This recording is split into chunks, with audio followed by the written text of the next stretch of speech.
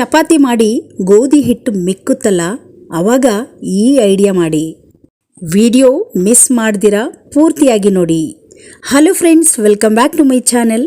ಇವತ್ತಿನ ವಿಡಿಯೋದಲ್ಲಿ ನಮ್ಮ ಗೃಹಿಣಿಯರಿಗೆ ತುಂಬ ಯೂಸ್ಫುಲ್ ಆಗುವಂತಹ ಟಿಪ್ಸ್ಗಳನ್ನು ತಂದಿದ್ದೀನಿ. ಬನ್ನಿ ಇವತ್ತಿನ ಮೊದಲನೇ ಟಿಪ್ಸನ್ನು ನೋಡ್ಕೊಂಬರೋಣ. ನಾನಿಲ್ಲಿ 1 ಸ್ಪೂನನ್ನು ತೊಗೊಂಡಿದ್ದೀನಿ. ಇದಕ್ಕೆ 1/4 ಚಮಚದಷ್ಟು ಅಡುಗೆ ಅರಿಶಿನವನ್ನು ಹಾಕ್ಕೊಳ್ಳಿ.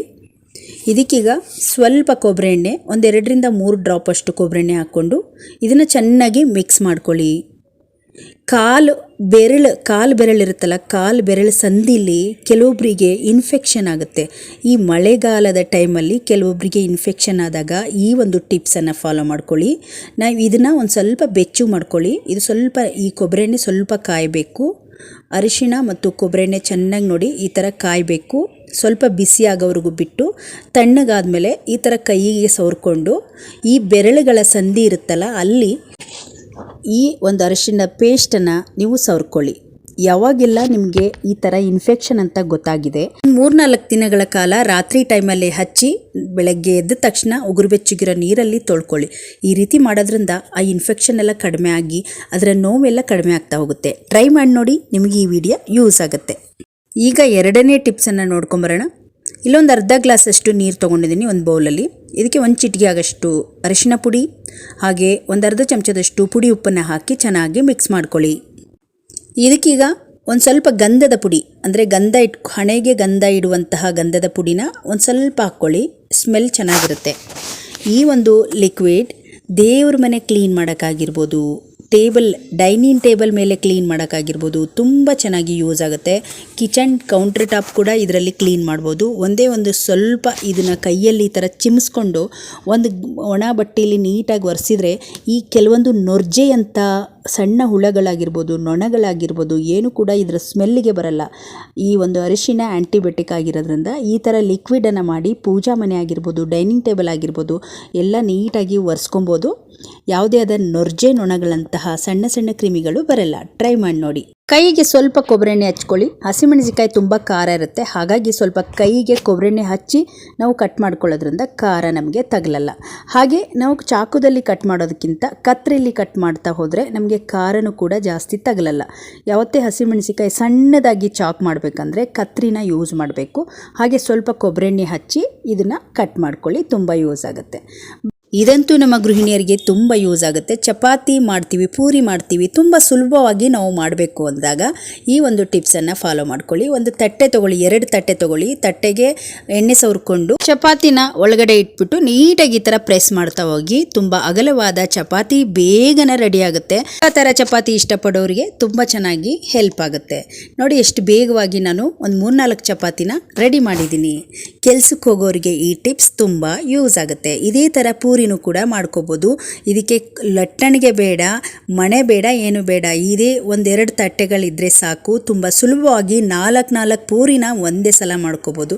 ಬೇಕಿದ್ರೆ ಟ್ರೈ ಮಾಡಿ ನೋಡಿ, ತುಂಬ ಬೇಗ ಕೆಲಸ ಆಗುತ್ತೆ. ನಮ್ಮ ಗೃಹಿಣಿಯರಿಗೆ ಬೆಳಗ್ಗೆ ಎದ್ದರೆ ಈ ಒಂದು ಕೆಲಸ ತುಂಬ ಈಸಿಯಾಗುತ್ತೆ. ನೋಡ್ತಾ ಇರ್ಬೋದು ಎಷ್ಟು ಚೆನ್ನಾಗಿ ಬಂದಿದೆ ಪೂರಿ ಅಂತ. ಇದೇ ಥರ ತುಂಬ ಸುಲಭವಾಗಿ ನಾವು ಬೆಳಗ್ಗಿನ ಗಡಿಬಿಡಿ ಕೆಲಸವನ್ನು ತುಂಬ ಸುಲಭ ಮಾಡ್ಕೋಬೋದು. ಈಗ ಚಪಾತಿ ಬೇಯಿಸ್ಕೊಂಬರೋಣ. ನಾನು ಹಂಚೆ ಚೆನ್ನಾಗಿ ಕಾದಿದೆ ನೋಡಿ. ಇದನ್ನು ನೀವು ಪುಲ್ಕ ಚಪಾತಿನಾದರೂ ಮಾಡ್ಕೊಳ್ಳಿ, ಎಣ್ಣೆ ಹಾಕಿ ಆದರೂ ನೀವು ಮಾಡ್ಕೋಬೋದು. ಇಲ್ಲಿ ನಾನು ಪುಲ್ಕ ಚಪಾತಿನೇ ಮಾಡ್ತಾಯಿದ್ದೀನಿ. 2 ಕಡೆನೂ ಸ್ವಲ್ಪ ಸ್ವಲ್ಪ ಬೇಯಿಸ್ಕೊಂಬಿಡೋಣ. ನೋಡಿ ಎಷ್ಟು ಚೆನ್ನಾಗಿ ಚಪಾತಿ ಬಂದಿದೆ. ಮಣೆನೇ ಬೇಡ, ಲಟ್ಟಣಿಗೆನೇ ಬೇಡ. ಅಕಸ್ಮಾತ್ ಲಟ್ಟಣಿಗೆ ಇಲ್ಲ ಅಂದರೂ ಈ ಥರ ಸುಲಭ ವಿಧಾನದಲ್ಲಿ ಚಪಾತಿ ಪೂರಿಗಳನ್ನು ಮಾಡ್ಕೋಬೋದು. ನಮ್ಮ ಗೃಹಿಣಿಯರಿಗೆ ಈ ಚಪಾತಿ ಮಾಡೋ ಟಿಪ್ಸ್ ತುಂಬ ಯೂಸ್ ಆಗುತ್ತೆ. ಟ್ರೈ ಮಾಡಿ ನೋಡಿ. ಇವಾಗ ಪೂರಿನ ಮಾಡ್ಕೊಳ್ತಾ ಇದ್ದೀನಿ ನೋಡಿ. ಪೂರಿನೂ ಕೂಡ ಅಷ್ಟೇ, ಒಂದೇ ಸಲಕ್ಕೆ 4 ಪೂರಿ. 1-2 ಸಲ ಮಾಡಿದರೆ 8 ಪೂರಿ ಆಗುತ್ತೆ. ನಾವು ಪೂರಿ ಮಾಡಬೇಕಂದಾಗ ಎಣ್ಣೆನ ಚೆನ್ನಾಗಿ ಕಾಯಿಸ್ಕೊಬೇಕು. ಎಣ್ಣೆ ಸ್ವಲ್ಪನೇ ಹಾಕ್ಕೊಂಡಿದ್ದೀನಿ ನೋಡಿ.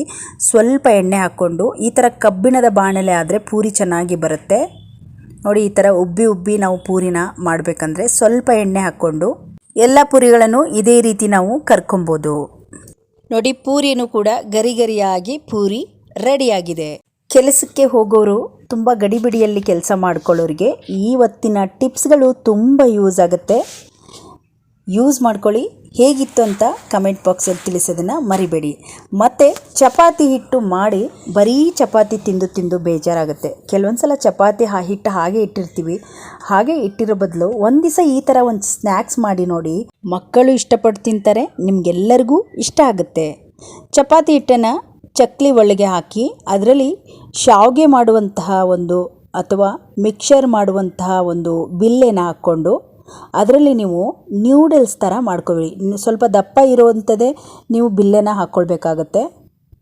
ಶಾವಿಗೆ ಅಂದರೆ ಸ್ವಲ್ಪ ಸಣ್ಣದು ಬರುತ್ತೆ. ಹಾಗಾಗಿ ಮಿಕ್ಸರ್ ಮಾಡುವಂತಹ ಬಿಲ್ಲೆನ ಹಾಕಿ ಬಿಸಿ ಬಿಸಿ ಕುದೀತಾ ಇದೆ ನೋಡಿ ನೀರು. ಅದಕ್ಕೆ ಸ್ವಲ್ಪ ಉಪ್ಪು ಹಾಕಿ ಚೆನ್ನಾಗಿ ನೀರು ಕುದೀತಾ ಇದೆ. ದೊಡ್ಡ ಉರಿಯಲ್ಲೇ ಇಟ್ಕೊಳ್ಳಿ. ಇದಕ್ಕೆ ನೀಟಾಗಿ ಇದನ್ನು ಪ್ರೆಸ್ ಮಾಡ್ತಾ ಬನ್ನಿ. ನೀರೊಳಗಡೆ ಎಲ್ಲ ಒಂದು ನೀಟಾಗಿ ನ್ಯೂಡಲ್ಸ್ ಯಾವ ರೀತಿ ಇರುತ್ತೋ ಅದೇ ರೀತಿ ಸ್ವಲ್ಪ ಲಾಂಗ್ ಆಗಿ ನೀವು ಈ ಥರ ಒತ್ಕೊಳ್ತಾ ಹೋದಂಗೆ ನೀಟಾಗಿ ಎಲ್ಲವನ್ನು ನೀಟಾಗಿ ಕುದೀತಾ ಇರಬೇಕು ನೀರು. ಅಂಥ ಟೈಮಲ್ಲೇ ನಾವು ಇದನ್ನು ಚೆನ್ನಾಗಿ ಈ ಥರ ಒತ್ತಿ ಕೆಳಗಡೆ ಹಾಕೋಬೇಕು. ಇದು ಒಂದು 5 ನಿಮಿಷಗಳ ಕಾಲ ಇದು ಬಿಸಿ ನೀರಲ್ಲೇ ಚೆನ್ನಾಗಿ ಬೇಯಬೇಕು. ಅಲ್ಲಿವರೆಗೂ ನಾವು ಇದನ್ನು ಬೇಯಿಸಬೇಕು. ಇದು ನೂಡಲ್ಸ್ ಮಾಡೋಕ್ಕೆ ತುಂಬ ಚೆನ್ನಾಗಿರುತ್ತೆ. ಹಾಗಾಗಿ ಎಷ್ಟೋ ನಾವು ಹೊರಗಡೆಯಿಂದ ತಂದಿರೋ ನೂಡಲ್ಸ್, ರೆಡಿಮೇಡ್ ನೂಡಲ್ಸ್ ತಂದು ಮನೇಲಿ ಮಕ್ಕಳಿಗೆ ಮಾಡ್ಕೊಳ್ಳೋ ಬದಲು ಈ ಥರ ನಾವು ಮನೆಯಲ್ಲೇ ಗೋಧಿ ಹಿಟ್ಟಲ್ಲಿ ಮಾಡಿ ನಾವು ಕೊಟ್ಟರೆ, ಇದೇ ಥರದಲ್ಲಿ ನಾವು ಅಕ್ಕಿ ಹಿಟ್ಟಲ್ಲಿ ಕೂಡ ಮಾಡ್ಬೋದು ನೂಡಲ್ಸ್ನ. ತುಂಬ ಚೆನ್ನಾಗಿ ರುಚಿಯಾಗಿ ಆರೋಗ್ಯವಾಗಿ ನಾವು ಮಾಡ್ಕೋಬೋದು. ನೋಡಿ, ಇವಾಗ ಒಂದು 5 ನಿಮಿಷಗಳ ಕಾಲ ಇದನ್ನು ಬೇಯಿಸಿದ್ದೀನಿ. ಸೇಮ್ ನಾವು ಹೊರಗಡೆ ತಿಂದಿರೋ ಟೇಸ್ಟೇ ಇರುತ್ತೆ. ತುಂಬ ಆರೋಗ್ಯಕರವಾಗಿರುತ್ತೆ. ಮಕ್ಕಳು ಇಷ್ಟಪಟ್ಟು ತಿಂತಾರೆ. ಕೆಲವೊಂದು ಸಲ ತಿಂಡಿ ಏನು ಮಾಡಬೇಕು ಅಂತ ಗೊತ್ತಾಗದಿರಾಗೂ ಕೂಡ ಇದನ್ನು ತುಂಬ ಸುಲಭವಾಗಿ ಗೋಧಿ ಹಿಟ್ಟಲ್ಲಿ ಮಾಡ್ಬೋದು. ಇದನ್ನಿವಾಗ ನೋಡಿ ನೀರೆಲ್ಲ ಚೆನ್ನಾಗಿ ಬಗ್ಸ್ಕೊಂಬಿಡೋಣ. ನೂಡಲ್ಸ್ ಮಾಡೋಕ್ಕೆ ತರಕಾರಿಗಳನ್ನು ಬೀನ್ಸು, ಕ್ಯಾಪ್ಸಿಕಮ್ಮು, ಹಾಗೆ ಕ್ಯಾರೆಟು ಮತ್ತು ಟೊಮೆಟೊ ಸಾಸ್ ಮನೆಯಲ್ಲೇ ಮಾಡಿರೋದು, ಕೊತ್ತಂಬರಿ ಸೊಪ್ಪನ್ನು ಸಣ್ಣದಾಗಿ ಕಟ್ ಮಾಡಿ ಎತ್ತಿಟ್ಕೊಂಡಿದ್ದೀನಿ. ಈಗ ಒಂದು ಪಾತ್ರೆ ಇಟ್ಟಿದ್ದೀನಿ. ಅದಕ್ಕೆ ಸ್ವಲ್ಪ ಎಣ್ಣೆ ಹಾಕಿ ಒಂದು ಅರ್ಧ ಈರುಳ್ಳಿನ ಕಟ್ ಮಾಡಿ ಹಾಕ್ಕೊಂಡಿದ್ದೀನಿ. ಈಗ ಸಣ್ಣದಾಗಿ ಕಟ್ ಮಾಡಿರೋ ಕ್ಯಾರೆಟು ಹಾಗೆ ಸಣ್ಣದಾಗಿ ಕಟ್ ಮಾಡಿರೋ ಕ್ಯಾಪ್ಸಿಕಮ್ ಮತ್ತು ಬೀನ್ಸ್ ಹಾಕ್ಕೊಳ್ಳೋಣ. ಸ್ವಲ್ಪ ಉದ್ದಾಗಿ ಕಟ್ ಮಾಡಿಕೊಂಡ್ರೆ ಈ ನ್ಯೂಡಲ್ಸ್ಗೆ ತುಂಬ ರುಚಿಯಾಗಿರುತ್ತೆ. ಇದನ್ನೀಗ ನಾವು ಸ್ವಲ್ಪ ಕಲರ್ ಚೇಂಜ್ ಆಗೋವರೆಗೂ ಇದನ್ನು ಫ್ರೈ ಮಾಡ್ಕೋಬೇಕು. ಇದಕ್ಕೀಗ ರುಚಿಗೆ ತಕ್ಕಷ್ಟು ಉಪ್ಪು ಹಾಕ್ಕೊಳ್ಳೋಣ. ನಾನು ಗೋಧಿ ಹಿಟ್ಟು ಕಲಸುವಾಗ ಸ್ವಲ್ಪ ಹಾಕಿದ್ದೆ. ಸ್ವಲ್ಪ ನಾಟಿ ಕೊತ್ತಂಬರಿ ಸೊಪ್ಪು ಹಾಕಿ ಚೆನ್ನಾಗಿ ಮಿಕ್ಸ್ ಮಾಡೋಣ. ಇದು ಸ್ವಲ್ಪ ನಮಗೆ ಸ್ವಲ್ಪ ಕಲರ್ ಚೇಂಜ್ ಆಗೋವರೆಗೂ ನೋಡಿ, ಇವಾಗ ಚೇಂಜ್ ಆಗ್ತಾ ಇದೆ ಕಲರ್, ಅಲ್ಲಿವರೆಗೂ ಫ್ರೈ ಮಾಡಿ. ಒಂದೇ ಒಂದು ಪ್ಯಾಕೆಟ್ ನೂಡಲ್ಸ್ ಮಸಾಲವನ್ನು ತೊಗೊಂಡಿದ್ದೀನಿ. ತುಂಬ ರುಚಿಯಾಗಿರುತ್ತೆ ಈ ಮಸಾಲ. ನಾವು ಬೇಕಿದ್ರೆ ನೂಡಲ್ಸ್ ಮಸಾಲ ಇಲ್ಲ ಅಂದರೆ ಮನೆಯಲ್ಲಿರೋ ಮಸಾಲಗಳ ಪೌಡ್ರ್ಗಳನ್ನೇ ಒಂದು ಸ್ವಲ್ಪ ಯೂಸ್ ಮಾಡ್ಬೋದು. ನಾನು ನೂಡಲ್ಸ್ ಮಸಾಲ ಹಾಕಿದ್ದೀನಿ. ಇದನ್ನು ಚೆನ್ನಾಗಿ ಮಿಕ್ಸ್ ಮಾಡ್ಕೊಂಡಿದ್ದೀನಿ. ಈಗ ಇದು ಚೆನ್ನಾಗಿ ಬೇಯ್ದಿದೆ. ಈಗ ಮನೆಯಲ್ಲೇ ಮಾಡಿರುವ ಟೊಮೆಟೊ ಸಾಸ್, ಸ್ವಲ್ಪ ಖಾರದ ಪುಡಿ, 1-2 ಟೊಮೆಟೊ ಹಾಕಿ ಇದನ್ನು ಮಿಕ್ಸಿಲಿ ರುಬ್ಕೊಂಡು ನಾನು ಸಾಸ್ ರೆಡಿ ಮಾಡ್ಕೊಂಡಿದ್ದೀನಿ. ಇದನ್ನಿವಾಗ ಹಾಕಿ ಚೆನ್ನಾಗಿ ಮಿಕ್ಸ್ ಮಾಡ್ಕೊಳ್ಳಿ. ನೀವು ಬೇಕಿದ್ರೆ ಸ್ವಲ್ಪ ಸೋಯಾ ಸಾಸ್ ಅಥವಾ ವೆನಿಗರ್ನ ನೀವು ಯೂಸ್ ಮಾಡ್ಬೋದು. ಈಗ ನೋಡಿ ನ್ಯೂಡಲ್ಸ್ನ ಹಾಕ್ಕೊಳ್ತಾ ಇದ್ದೀನಿ. ಹಾಕ್ಬಿಟ್ಟು ಈ ಥರ ಸೌಟಲ್ಲಿ ನೀಟಾಗಿ ನಿಧಾನವಾಗಿ ಮಿಕ್ಸ್ ಮಾಡ್ಕೊಳ್ಳಿ. ಇದೇನು ಮುರಿಯಲ್ಲ. ಸೇಮ್ ನಾವು ನೂಡಲ್ಸ್, ರೆಡಿಮೇಡ್ ನೂಡಲ್ಸ್ ಹೇಗೆ ಬಂದಿರುತ್ತೋ ಅದೇ ರೀತಿ ನೂಡಲ್ಸು ಇದು ಬಂದಿದೆ. ರುಚಿನೂ ಕೂಡ ತುಂಬ ಚೆನ್ನಾಗಿರುತ್ತೆ. ನಿಮಗೆ ಡಿಫ್ರೆನ್ಸ್ ಸ್ವಲ್ಪನೂ ಕೂಡ ಗೊತ್ತಾಗಲ್ಲ. ಮನೇಲೇ ಮಾಡಿರೋದ್ರಿಂದ ತುಂಬ ಆರೋಗ್ಯವಾಗಿರುತ್ತೆ. ಮಕ್ಕಳು ಕೂಡ ಇಷ್ಟಪಟ್ಟು ತಿಂತಾರೆ. ಯಾವಾಗಾದರೂ ಶನಿವಾರ, ಭಾನುವಾರ ಯಾವಾಗಾದರೂ ಟೈಮ್ ಸಿಕ್ಕಾಗ ಟ್ರೈ ಮಾಡಿ ನೋಡಿ. ತುಂಬ ಸುಲಭವಾಗಿ ಮಾಡ್ಬೋದು. ಈಗ ನಾನು ಪ್ಲೇಟಿಗೆ ಸರ್ವ್ ಮಾಡ್ತಾ ಇದ್ದೀನಿ.